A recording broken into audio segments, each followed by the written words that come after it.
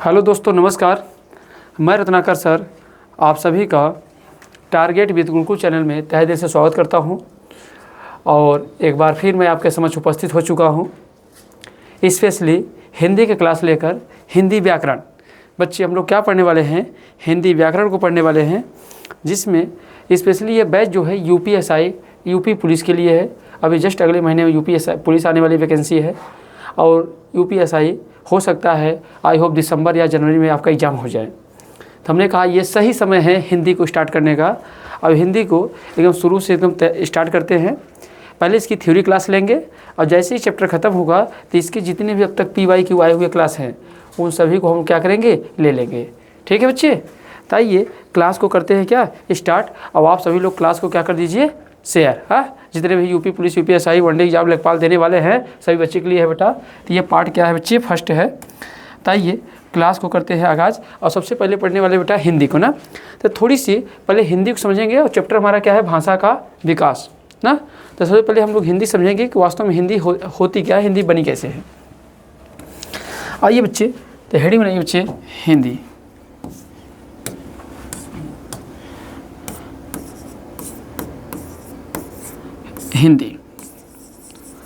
हिंदी बहुत ही प्यारा सब्जेक्ट बच्चा है। और इसको आइए समझते हैं हिंदी को। हिंदी बेटा अगर मैं बात करूँ तो हिंदी एक प्रकार से, ये ध्यान देना कैसा शब्द है, ये ध्यान देना बच्चे, यह फारसी शब्द है। कैसा है बच्चे, फारसी। अच्छा, इसी फारसी को पारसी ईरानी भी कहा जाता है। तो जो क्वेश्चन बन सकते हैं हम D2 उस क्वेश्चन पे बात करेंगे, इधर उधर बिल्कुल नहीं बात करेंगे जिससे आपका समय जाया हो और कम समय में ज़्यादा पढ़ाई करते हैं। तो बच्चे ध्यान देना, यह पारसी या इसी को क्या बोलते हैं बेटा, फारसी, या इसी को बोलते हैं बच्चे क्या बोलते हैं,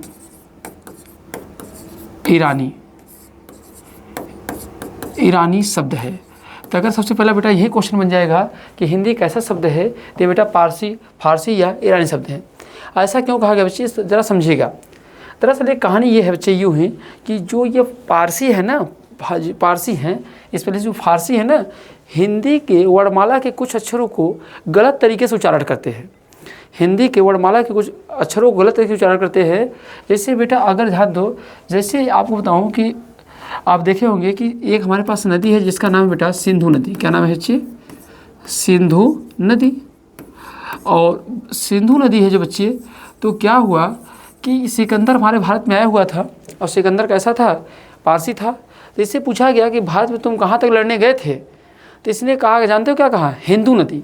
तो मतलब आप बात को समझिए बेटा, जो ये स होता है ना, तो ये लोग स को ह पढ़ते हैं, और जो बेटा द होता है ना, इसे ध्यान देना, जो ध होता है उसे द पढ़ते हैं, समझ रहे हैं। और जो प होता है उसे प्यारे ये लोग फ पढ़ते हैं। तो इस कारण से जो स है, अब स को अगर आप पढ़ोगे इनके हिसाब से तो स क्या हो जाएगा, ह हो जाएगा, तो ये हो जाएगा ही। और न है तो न जुड़ गया तो क्या हो जाएगा बेटा, द है तो क्या हो जाएगा, हिंदू। तो ध्यान देना बच्चे, तीनों ने सिंधु को क्या कह दिया बच्चे, हिंदू। क्या कह दिया बच्चे, हिंदू कह दिया। अब यही हिंदू आगे चलकर क्या हुआ, परिवर्तित हुआ। तो इसी को हमने क्या लिखा, हिंदू लिखा, हिंदू। अब यही हिंदू से क्या बना बच्चे, इसी हिंदू से क्या बना, हिंदवी बना।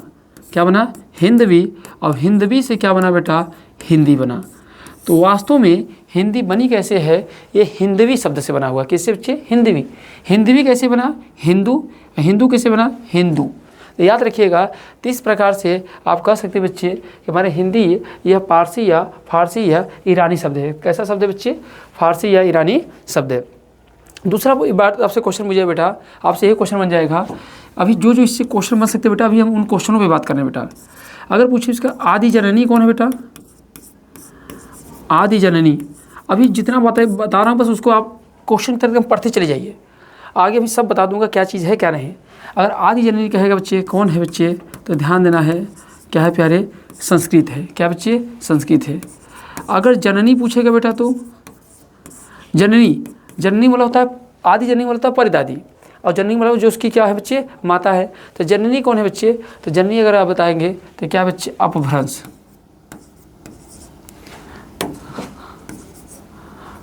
अपभ्रंश। अगर बेटा अपभ्रंश नहीं मिलेगा तो क्या मिलेगा, अवहट मिलेगा, अवहट। तो बच्चे अपभ्रंश नहीं मिलेगा तो क्या बताएंगे बच्चे, अवहट। पर सबसे पहले किसको बनाएंगे, अपभ्रंश को। तो जननी पूछेगा तो कौन है बच्चे, अपभ्रंश। आदि जननी कौन है बच्चे, संस्कृत है। अगर पूछा जाए इसकी उत्पत्ति कौन से अपभ्रंश से हुई है, तो ध्यान देना बच्चे, सौरसेनी अपभ्रंश से उत्पत्ति हुई है। तो कौन से अपभ्रंश से उत्पत्ति हुई बेटा, तो सौरसेनी अपभ्रंश से इसकी क्या हुई, उत्पत्ति हुई है। अगर बच्चे अगला पॉइंट है, इसकी लिपि क्या होती है बेटा, हिंदी की लिपि क्या है बच्चे, लिपि। लिपि किसे कहते हैं, जिसके जो भी उच्चारित वर्णमाला हैं, जब उनको हम लोग कोई संकेत दे पाएँ, उनको कोई हम लोग डिनोट कर पाएँ, तो उन्हीं को हम क्या कहते हैं, लिपि। तो इसकी लिपि कौन है बच्चे, तो ध्यान देना, हिंदी की लिपि है देवनागरी, देवनागरी लिपि। अगर बच्चे अगला क्वेश्चन पूछा जाए बेटा, अगर क्वेश्चन यहाँ से पूछ लिए तो इसके विशेषकर हिंदी का मानक समय कब होता है, 1100 ईस्वी से माना जाता है ना। हिंदी का मानक समय, हिंदी का मानक समय 1100 AD को माना जाता है। अगर आपसे पूछा जाए बेटा क्वेश्चन, तो हिंदी का मानक समय कब माना जाता है, 1100 AD को माना जाता है। अच्छा, आधुनिक हिंदी का जनक किसे माना जाता है बच्चे। अगर अगला क्वेश्चन पूछे बेटा, आधुनिक हिंदी का जनक, आधुनिक हिंदी का जनक, अगर बच्चे आधुनिक हिंदी की जनक की बात करेंगे तो भारतेंदु हरिश्चंद्र। किसको माना जाता है बेटा, भारतेंदु हरिश्चंद्र को, भारतेंदु हरिश्चंद्र।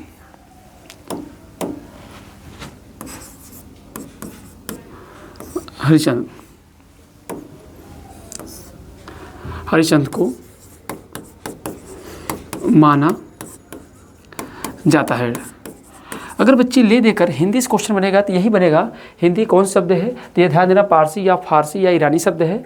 इसकी उत्पत्ति, इसकी आदि जननी कौन है, संस्कृत है। जननी कौन है, अपभ्रंश या अवहट है। लिपि कौन सी, देवनागरी लिपि है। हिंदी का मानक समय कब माना जाता है, 1100 AD माना जाता है। और आधुनिक हिंदी का जनक कौन है, भारतेंदु हरिश्चंद्र को माना जाता है। इसके अलावा बच्चे कुछ क्वेश्चन इसमें से और भी बन जाएंगे। क्या बनेंगे बेटा, कि और कुछ भाषाओं की आप लिपि बता दीजिए बेटा। तो अगर एक तरफ हम लोग लेंगे क्या, भाषा, और दूसरी तरफ क्या लिख लेंगे बच्चे, लिपि। तो एक तरफ हमने क्या लिखा बच्चे, भाषा, और दूसरी तरफ लिख लिया बच्चे लिपि। जैसे आपसे क्वेश्चन ये पूछा जा सकता है कौन सी किसकी लिपि है, भाषा है। जैसे मैं बोलूँ बच्चे संस्कृत, संस्कृत बताइए, हिंदी बताइए बेटा, पंजाबी बताइए, ठीक है, पंजाबी हो गया, हिंदी हो गया, लिपि और पंजाबी हो गया, और कौन सा हो गया बेटा, उर्दू हो गया, उर्दू हो गया, बांग्ला, कौन सा होता है बच्चे, बांग्ला हो गया, बांग्ला और उर्दू हो गया, बांग्ला हो गया, और कौन सा बताना बच्चे, पंजाबी तो हो ही गया है। और अंग्रेजी बताइए बेटा, अंग्रेजी, अंग्रेजी। तीन सभी का आपको बताना है लिपि किसकी कौन सी, किस में किसको लिखा जाता है बेटा। तो ध्यान देना, संस्कृत किस में लिखा जाता है बच्चे, ब्राह्मी लिपि है। इसकी लिपि कौन है बच्चे, ब्राह्मी लिपि है। हिंदी की कौन है, आप लोग को भी बता दूंगा बेटा, देवनागरी है, देवनागरी है। पंजाबी की कौन सी बच्चे है, गुरुमुखी है। पंजाबी कौन है, गुरुमुखी है। उर्दू को कौन है बेटा, उर्दू का अगर कहा गया तो फारसी। क्या बताएंगे बच्चे, उर्दू के लिए क्या बताएंगे बेटा, फारसी। क्या बताएंगे, फारसी बताएंगे। इसके लिए बच्चे क्या बताएंगे, बांग्ला बताएंगे, बांग्ला। अंग्रेजी के लिए बच्चे क्या है, रोमन। तो आपसे हो सकता है हिंदी में यहाँ से भी क्वेश्चन बन जाए कि कौन सी किसकी लिपि है, तो भाषा लिपि है, तो लिपि से क्वेश्चन बन सकता है बेटा। अगर हिंदी से ले दे के क्वेश्चन बनेगा तो यही बनेगा, इससे ज़्यादा बनने वाला नहीं है, ठीक है। अगर बताइए, अगर यहाँ तक की बातें आप समझ चुके हैं तो आइए हम लोग आगे बढ़ते हैं। समझ गए बच्चे? तो हिंदी क्या होती है? तो हिंदी समझ गए? तो हिंदी यह एक पारसी या फारसी या ईरानी शब्द है। ये सारे क्वेश्चन बन सकते हैं इससे, और इससे ज़्यादा हिंदी से क्वेश्चन कुछ नहीं बन सकते हैं। ठीक है, आइए अब हम लोग चलते हैं बेटा, अब समझते हैं किसको, हमारा जो टॉपिक है ये उस पर चलते हैं। अब आइए समझते हैं बच्चे भाषा को। किसको समझते हैं बच्चे? आइए समझते हैं। ये तो इसी में खप जाएगा।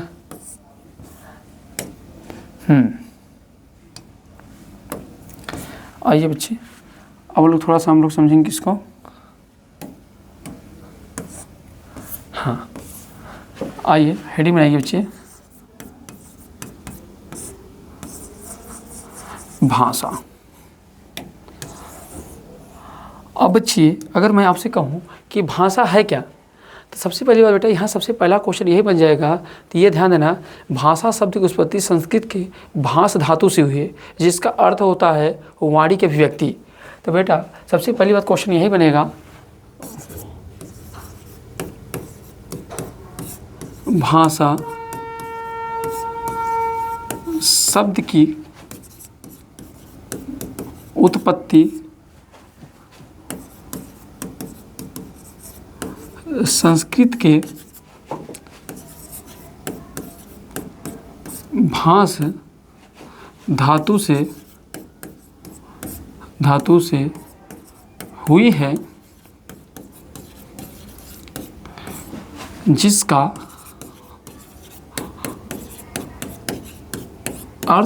है, जिसका अर्थ होता है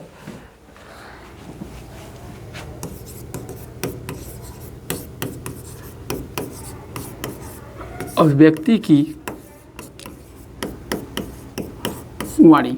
अगर बेटा इसकी बात करेंगे, भाषा जो है किस धातु से बना हुआ है बेटा, ये ध्यान देना है, भाष धातु से बनी हुई है, और जिसका अर्थ होता है अभिव्यक्ति की वाणी। तो अभिव्यक्ति की जो वाणी होती है, ये अभिव्यक्ति की वाणी या बोलना, क्या लिख सकते बच्चे? बोलना।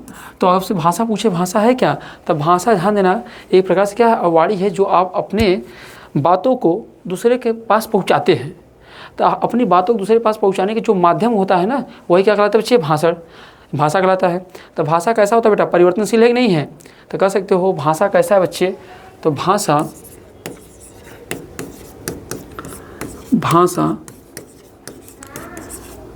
परिवर्तनशील है। तो भाषा कैसे है? तो भाषा बोल सकते हैं ये कैसा बच्चे? परिवर्तनशील है। और भाषा अन्य भाषाओं से शब्दावली को ग्रहण करता है। भाषा अन्य भाषाओं के शब्दावली को ग्रहण करता है। तो अगर आपसे क्वेश्चन पूछा जाए बेटा, तो भाषा अन्य भाषाओं के शब्दावली को क्या करता है बच्चे? ग्रहण करता है। तो अभी तक तो हमने मोटे मोटे तौर पे देख लेते हैं कि भाषा होता है क्या, ये समझें। अब जरा सा भाषा की बेटा क्या लिख लेते हैं? परिभाषा लिख सकते हैं बच्चे। इसकी परिभाषा, अगर बेटा इसकी परिभाषा लिखने की कोशिश करेंगे तो लिख सकते हैं ना, भाषा वह माध्यम है जिसके द्वारा विचारों का आदान प्रदान होता है। भाषा वह माध्यम है जिसके माध्यम से विचारों का आदान प्रदान होता है। जैसे हम अपने विचारों को आप तक पहुंचा रहे हैं, तो क्या हो गया? भाषा ही तो है। हम भाषा बोल रहे हैं, उसी भाषा को आप समझ रहे हैं, तो हमारी सूचनाएं आप तक पहुंच रही नहीं पहुंच रही हैं? तो जो सूचनाएं आपके पास पहुंच रही हैं उसी को तो कहते हैं क्या? भाषा। तो आप लिख सकते हो बेटा, क्या सकते हैं बेटा? भाषा वह माध्यम है, भाषा वह माध्यम है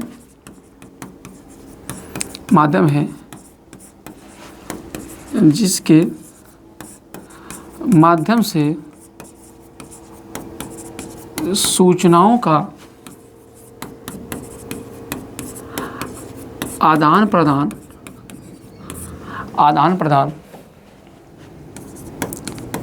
होता है। तो कह सकते हो भाषा वह माध्यम है जिसके माध्यम से सूचनाओं का क्या होता है बच्चे? आदान प्रदान होता है। अर्थात भाषा भाव एवं विचारों को क्या है? वाहिका है। अर्थात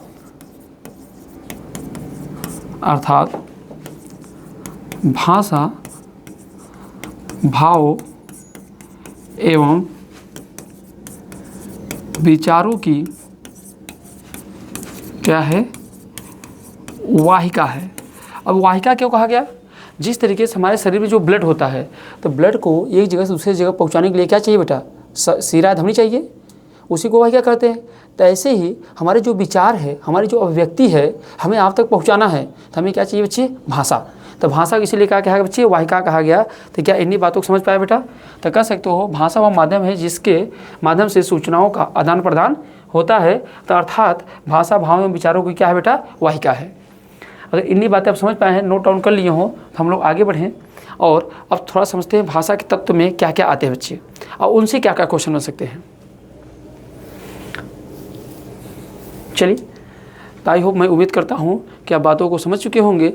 तो आगे हम लोग बढ़ ही जाए, बढ़ जाए भैया। आइए देखेंगे, हेडिंग बनाएंगे बच्चे भाषा का तत्व।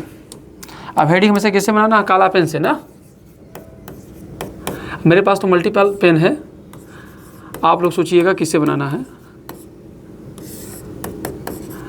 देखो प्यारे, अगर भाषा तत्व की बात करेंगे तो सबसे पहले क्या होती है, अगर कोई भी बच्चा पैदा होगा सबसे पहले क्या निकालेगा? वो ध्वनि निकालेगा। क्या निकालेगा? ध्वनि निकालेगा। क्या होगा बच्चे? ध्वनि होगा। ध्वनि को ही आगे जब बढ़ाते हैं तो इसी को क्या कहते हैं बच्चे? जब ध्वनि को पहचान लेते हैं तो उसी को क्या कहते हैं बेटा? वर्ड। वर्ड को व्यवस्थित कर देते हैं तो क्या कहते हैं बच्चे? अक्षर। अक्षर से ही क्या बनते हैं बच्चे? शब्द। क्या बनते हैं बेटा? अक्षर से क्या बनते हैं बच्चे? शब्द बनते हैं। और शब्द से क्या बन जाएगा बेटा? शब्द से क्या बनेंगे? पद। क्या बनेंगे बच्चे? पद। क्या बनेंगे? पद। पद से क्या बनेंगे बेटा? पदबंध। पदबंध से क्या बनेंगे बच्चे? तो पदबंध से बात करेंगे तो क्या बनेगा बेटा? उपवाक्य। क्या बनेगा बच्चा? उपवाक्य। उपवाक्य से क्या बनेगा बच्चे? वाक्य। वाक्य से क्या बनेगा बच्चे? कहानी। समझ रहे हैं? तो कोई भी चीज़ चलने का जो क्रम होता है, सबसे पहले क्या है बच्चे? ध्वनि आएगा। ध्वनि से फिर क्या बनेगा बच्चे? वर्ड। वर्ड से क्या बनेगा बच्चे? अक्षर। अक्षर के बाद क्या बनेगा? पद। पदों को जोड़ देंगे तो क्या होगा? पदबंध। पदबंध के बाद क्या बनेगा बेटा? उपवाक्य। उपवाक्य से क्या बनेगा बच्चे? वाक्य। वाक्य के बाद क्या बनेगा बच्चे? कहानी। तो इनसे भी क्वेश्चन बन जाते हैं। अब जरा देखते हैं कि इनसे प्यारे क्या क्या क्वेश्चन बनते हैं। अब इनको भी लिख के रख लेने की ज़रूरत है बेटा, आपको इनको भी लिख कर अपने नोट्स में रख लेने की ज़रूरत है। यहाँ से क्या क्वेश्चन बन सकते हैं, ये जब वर्णमाला पढ़ाएंगे बेटा तब भी बताएंगे। अब यहाँ भी बता रहे बच्चे, इसको भी लिख लीजिए ना। तो लिख सकते हैं भाषा की मौखिक रूप से सबसे छोटी इकाई। भाषा की मौखिक रूप से सबसे छोटी इकाई। तो भाषा की मौखिक रूप से सबसे छोटी इकाई कौन है बच्चे? तो आप कह सकते हो बेटा क्या है? ध्वनि है। क्या बच्चे? ध्वनि है। या भाषा विज्ञान का स्वर किसे कहा जाता है बेटा? तो इसे भाषा विज्ञान का स्वर भी कहा जाता है। भाषा विज्ञान का स्वर कहा जाता है। तो बेटा अगर भाषा विज्ञान का पूछे स्वर किसे कहा जाता है, तो याद रखिएगा इसी को, क्योंकि जब बच्चा कुछ बोलता है किसे बोलता है? भाषा बोलता है। अगला कौन है बच्चे? वर्ण है। और वर्ण से क्या क्वेश्चन बनेगा बेटा? तो भाषा के लिखित रूप से सबसे छोटी इकाई। भाषा का लिखित रूप से छोटी इकाई। तो भाषा के लिखित रूप से सबसे छोटी इकाई कौन होगा बच्चे? तो आप ध्यान देना, किसको बताएंगे बच्चे? वर्ण को। किसको बताएंगे प्यारे? वर्ण को। तो दूसरा कौन सा बच्चे? अक्षर है। क्या बेटा? तीसरा अक्षर। इसे हम लोग क्या बोलते जानते हो? भाषा की अविनाशी इकाई।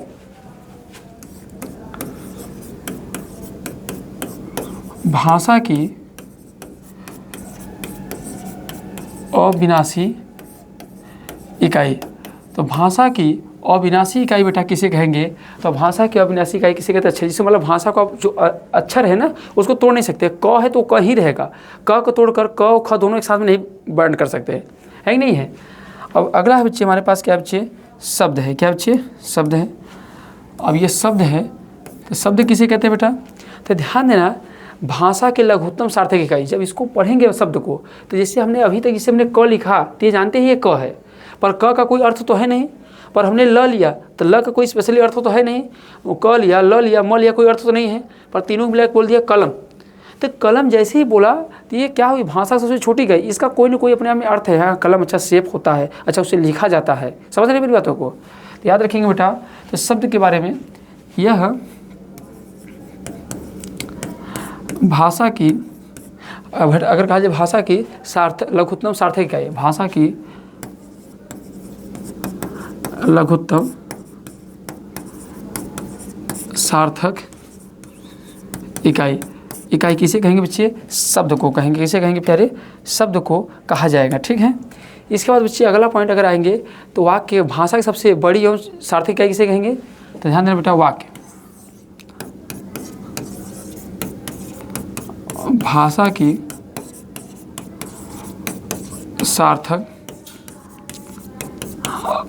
सबसे बड़ी इकाई। तो भाषा की सार्थक की सबसे बड़ी इकाई किसे कहेंगे बच्चे? वाक्य। तो ये भी ध्यान दीजिएगा, यहाँ से भी आपके बोर्ड में, आपकी यूपीएसआई वाले में भी क्वेश्चन बन सकते हैं बच्चे। तो हम लोग एक एक शब्द को उठाएंगे, अब एक एक शब्द से जो भी क्वेश्चन बन सकते हैं उन सभी को क्या करेंगे, मस्त तरीके से, मज़ेदार तरीके से पढ़ेंगे। देखिए, बातचीत तो हमारे क्लास में कम ही होगी और अधिक से अधिक कंटेंट पे ही फोकस किया जाएगा, और वही हमेशा बरकरार रहेगा आपको क्लास में, आज से लेकर अंत तक। ठीक है। आइए बच्चे, तो यहाँ तक अगर बातें समझ गए तो फिर हम लोग आगे बढ़ें। तो ध्वनि से बेटा अगर क्वेश्चन बनेगा समझ जाएंगे। तो भाषा की मौखिक रूप से सबसे छोटी इकाई किसे बोलेंगे? ध्वनि को। भाषा का विज्ञान का स्वर किसे कहते हैं? ध्वनि को। भाषा का लिखित रूप से छोटी इकाई किसे बोलेंगे आप लोग? वर्ण को। भाषा की अविनाशी इकाई किसे बोलेंगे? अक्षर को। भाषा की लघुत्तम सार्थक इकाई किसे बोलेंगे? शब्द को। भाषा की सार्थक सबसे बड़ी इकाई किसे बोलेंगे आप लोग? वाक्य को। इतनी बातें होगी बच्चे।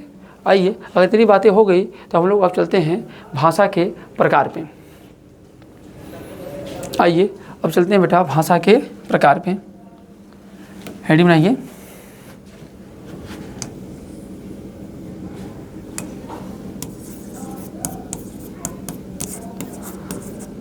भाषा के प्रकार।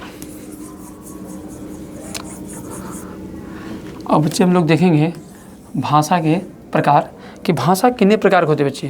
तो अगर भाषा की बात करेंगे कि भाषा कितने प्रकार के होते हैं, तो भाषा ध्यान देना बेटा 3 प्रकार के होते हैं। कितने प्रकार के? 3 प्रकार के होते हैं।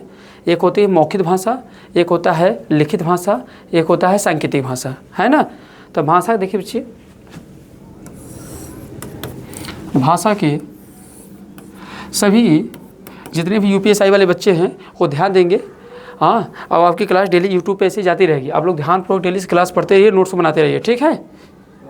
आइए तो देखिए, अगर भाषा की बात करेंगे तो एक क्या होंगे बच्चे? मौखिक भाषा होगा बच्चे। दूसरा कौन सा होगा बच्चे?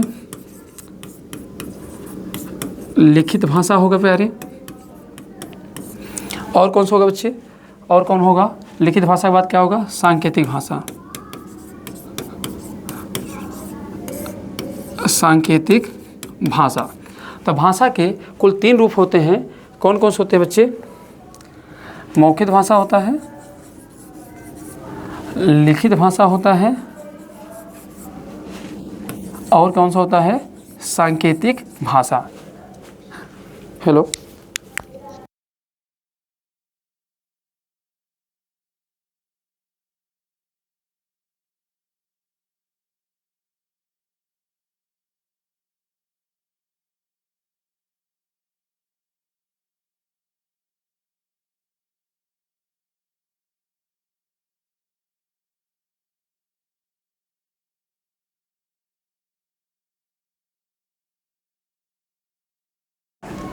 चलिए बच्चे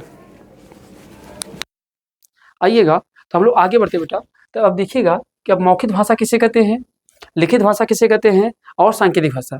तो कह सकते हो जो भी मौखिक भाषा किसे कही, उच्चारित ध्वनियों से अगर संप्रेषण का माध्यम बने, मतलब हमने कुछ बोला और आपने समझ गए, तो ये भी तो एक भाषा का माध्यम ही तो है। हमने कुछ बोला, आप समझ गए। जैसे आजकल लड़के क्या समझते हैं? 1 4 3, है ना। 1 4 3। आप लोग को नहीं समझना है ना तेज भाषा को, समझ रहे बच्चे। तो ध्यान देना है। आप क्या बोल सकते हैं बच्चे? बोल सकते हैं उच्चारित ध्वनियों से संप्रेषण का जब माध्यम हो, उच्चारित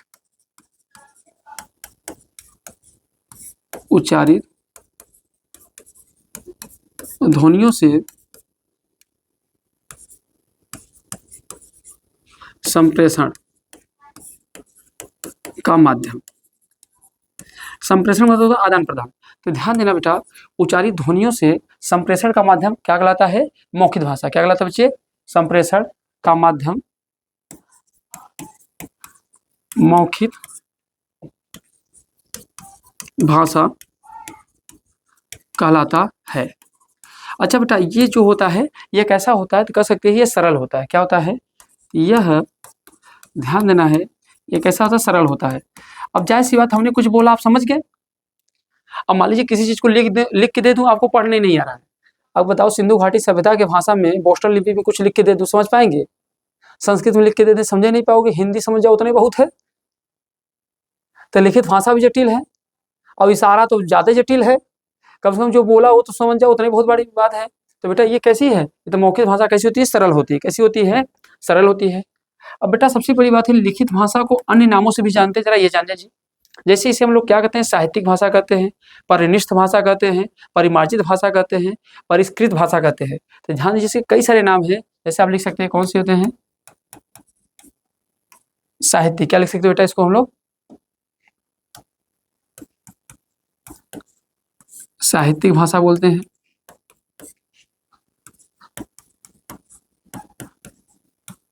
परिमार्जित भाषा बोलते हैं बेटा। परिष्कृत भाषा बोलते हैं। परिष्कृत भाषा बोलते हैं। और किस नाम जानते हैं बेटा इसे हम लोग? परिनिष्ठित भाषा। परिनिष्ठित भाषा, इसे बच्चे ध्यान देना है, कई नाम से जानते हैं। तो साहित्यिक भाषा, परिमार्जित भाषा, परिष्कृत भाषा, परिनिष्ठ भाषा। तो बेटा सीधे सीधे कह सकते हो, जब उच्चारित ध्वनियों को लिपि तय कर दिया जाए, जब हम लोग जो बोल रहे हैं उसे लिख ले, तो उसी को हम लोग क्या करें? जैसे मान लो हमने क बोला और क का हमने क्या बना दिया बच्चे? सिंबल बना दिया। तो ये क्या हो गया? लिखित भाषा हो गया। तो कह सकते हो, जब उच्चारित ध्वनियों के लिपि, जब उच्चारित ध्वनियों के लिपि को क्या करेंगे बच्चे? जब उच्चारित ध्वनियों के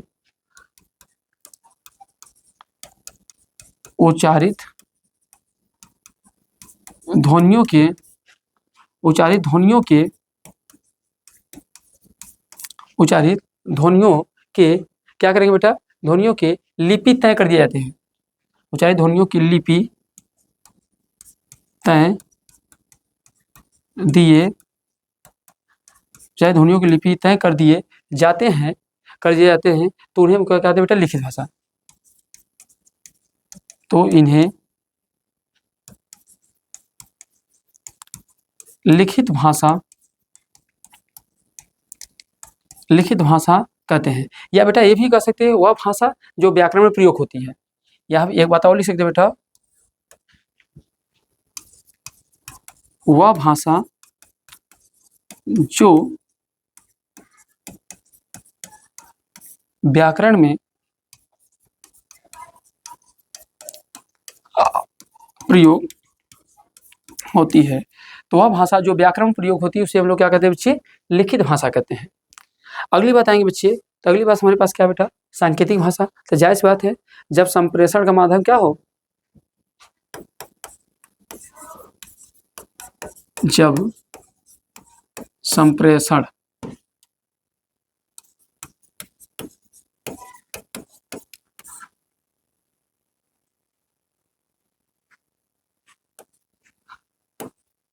संप्रेषण बेटा मैंने गलती लिख दिया है क्या हर जगह? क्या हो गया? जब संप्रेषण का माध्यम क्या हो बच्चे? संकेत हो। तो जब संप्रेषण का माध्यम बेटा क्या हो? संकेत हो। जैसे हमने आपको क्या कहा? कुछ बोला नहीं, क्या मतलब समझे? मतलब सर क्या बोल रहे हैं? बैठ जाओ। तो आपने से क्या समझा? खड़े हो जाओ। बहुत ही लतियाएंगे। ऐसे क्या किया? मतलब समझ गए कि सर जी मारने की बात कर रहे हैं, डांट रहे हैं, है नहीं है? तो आप क्या समझे, शांत रहो। तो ये क्या हो गया, संकेत भाषा हो गया, सांकेतिक भाषा हो गया। कि जब इशारों इशारों में ही काम हो जाए, नैनो ने नैनो से ही कहा सौ बातें, हाँ, इशारों इशारों में आपने नैनो से ही समझ गया क्या कहना चाहता है कोई नैनो से। यहाँ तो कहने की बात तो समझे नहीं आ रहा, यहाँ लोग नैनो से पता नहीं कैसे बात समझ जाते हैं यार, है नहीं।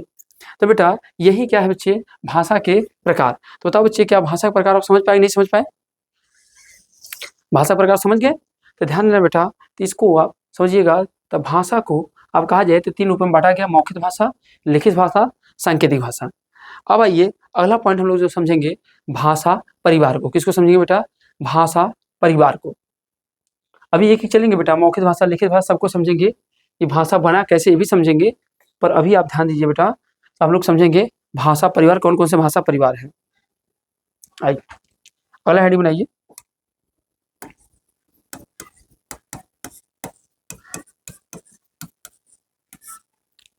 भाषा परिवार। अगर बच्चे हम लोग भाषा परिवार की बात करेंगे, तो भाषा में कुछ भाषाओं के में समानता देखने को मिलता है। तो इनका विकास किसी एक ही भाषा से हुआ होगा। अगर मान लीजिए कुछ भाषाएं ऐसे हैं जिनको हम लोग पढ़ें, जैसे अंग्रेजी पढ़ो और इधर हम लोग क्या संस्कृत पढ़ो, तो दोनों भाषाओं को ऐसा लगता है जैसे एक ही परिवार से है। जैसे आपने क्या पढ़ा बच्चे, मदर, क्या पढ़ा बच्चे, मदर। अब मदर को यहाँ पर लिखा, संस्कृत से क्या लिखा है, मात्र लिखा है। आपने क्या पढ़ा बच्चे, फादर। अब इधर क्या लिखा बेटा, इधर क्या है, क्या लिखा है, मात्र हो गया। इधर क्या हो गया, पितृ हो गया। पित्र मतलब पिता को क्या बोलते हैं बेटा, पितृ बोलते हैं ना। तो ध्यान देना, तो फादर हो गए, मात्र हो गए। जैसे ब्रदर, ब्रदर्स क्या हो गया, भात्र हो गया, मतलब भाई। तो देखो ब्रदर से ही भात्र, मदर से ही मात्र, इसी फादर से ही क्या होगा, माँ। तो ध्यान देना, पितृ। इसी तरीके से देखेंगे तो ये शब्द ऐसा होता है, इसे मिलते जुलते हैं।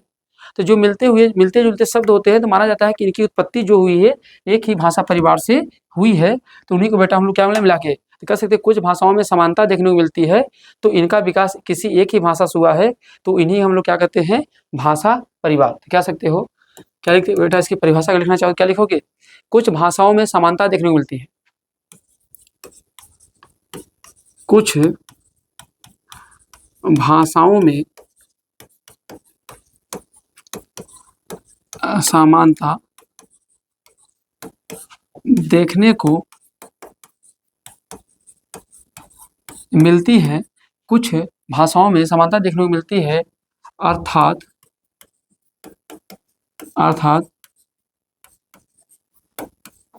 इन भाषाओं का विकास कर सकते हैं, अर्थात इन भाषाओं का विकास, अर्थात इन भाषाओं का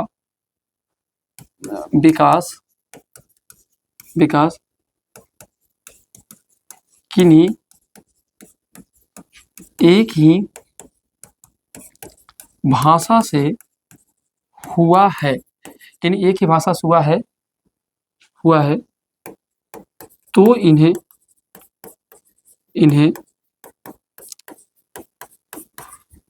भाषा परिवार,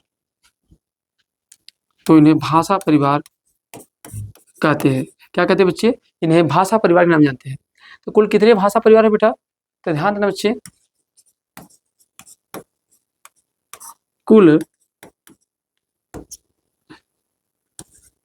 6 भाषा परिवार है। किसी बुक में बेटा आपको 6 के बजाय क्या मिलेगा बच्चे, 4 भी मिलेगा, क्योंकि जो आपको ऑस्ट्रेलियन भाषा होता है ना, उसी में इंडो अंडमानी भाषा को उसी में जोड़ लिया जाता है। ठीक है, तो आप याद रखिएगा, कुल कितने भाषा परिवार बेटा, 6 हैं। तो कौन कौन से भाषा परिवार है जरा ये जान लीजिए, फिर एक एक की विशेषता पड़ेगी बेटा। कौन सा है बेटा, तो एक ध्यान देना है, भारोपी भाषा परिवार,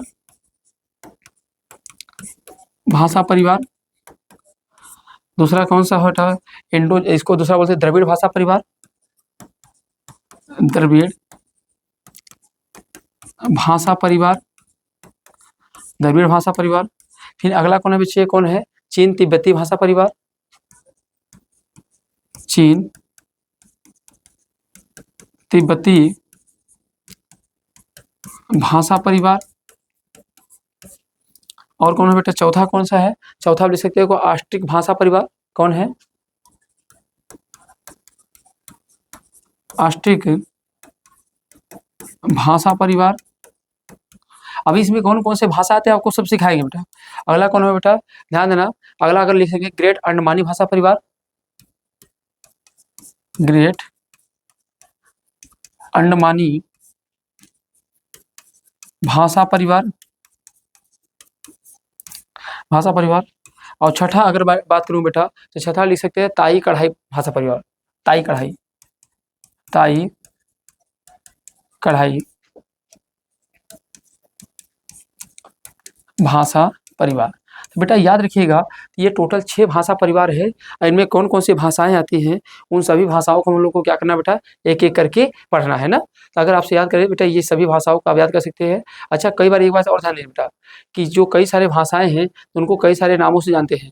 जैसे अगर बेटा चीनी तिब्बती भाषा जो है ना इसे हम लोग नाग भाषा भी कहते हैं। क्या कहते हैं, राजेंद्र सिंह, राजेंद्र सिंह ने इसे क्या कहा बेटा है, इसे ध्यान देना है, क्या कहा है उन्होंने, नाग भाषा का दर्जा दिया है। तो अगर आपसे पूछ लीजिए नाग भाषा का दर्जा किसे दिया गया है, चीन तिब्बती भाषा को दिया गया। अगर यही बेटा आपसे कहूँ तो राष्ट्रीय भाषा को क्या कहा है, इसे ध्यान देना, सामी, हामी सामी परिवार, इसे क्या कहते हैं, हामी सामी भाषा परिवार, भाषा परिवार। तो ये भी क्वेश्चन पूछा जा सकता है, हामी सामी भाषा परिवार किसे कहते हैं, आष्टिक भाषा परिवार को कहा जाता है बच्चे। ठीक है ना, आप इस तरीके से इनको क्या कर सकते हैं बच्चे, याद रख सकते हैं। तो आज हम क्लास को क्या करेंगे बच्चे, आज क्लास को क्या करेंगे, यहीं पर रखेंगे क्योंकि इसके बाद मेरी ऑफलाइन क्लासेस होती हैं। तो अभी मैं आपकी क्लास ले नहीं पाऊंगा। जस्ट इसके बाद कल हम लोग फिर इसी से आगे क्या करेंगे, चर्चा पढ़ेंगे, देखेंगे द्रविड़ भाषा परिवार में कितने भाषाएं आती हैं। अगर मान चलिए बेटा सब सर्वाधिक भाषा कौन सी बोली जाती है, भारोपी, लगभग 75% यही बोली जाती है बेटा, ध्यान दीजिए।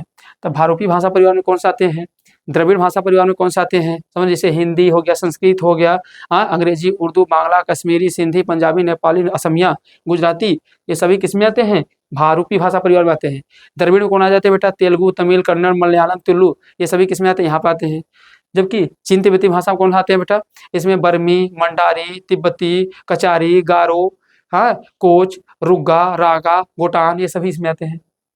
राष्ट्रीय भाषा परिवार किसमें आता है बेटा, इसमें क्या आता है, ईरानी आता है, खासी आता है, सारवा आता है, हाँ हाँ, इसके अलावा बेटा खड़िया आता है, संथाली आता है, ये सब इसमें आता है। वहीं पर बेटा अगर बात करेंगे ग्रेट अंडमानी में, और इसमें कौन आता है बच्चे, तो इसमें अंडमानी आएगा, ग्रेट अंडमानी आ जाएगा, और उसके बाद क्या आएगा, ओंगे और जारवा इसमें आएगा। इसके बाद ताई कढ़ाई बेटा ध्यान देना, ये कहाँ बोला जाता है, मध्य भारत में बोला जाता है। तो इनकी विशेषताएं कल पढ़ेंगे। तो आज क्लास को क्या करते हैं बच्चे, यहीं पर द एंड करते हैं ना। तो कल मिलते हैं, फिर आप सभी से मेरी मुलाकात होगी।